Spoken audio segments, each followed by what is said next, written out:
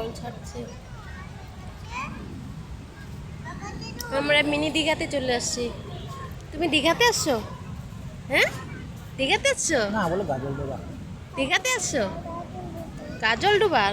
এটা তো দীঘা, মনে হচ্ছে দীঘা এটা।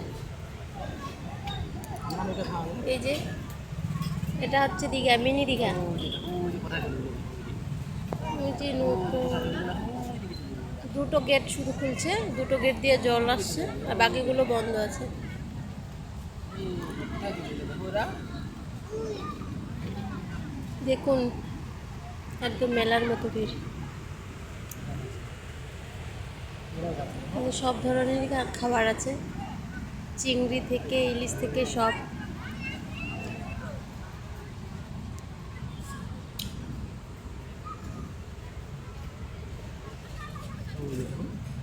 কোথায় যাবে?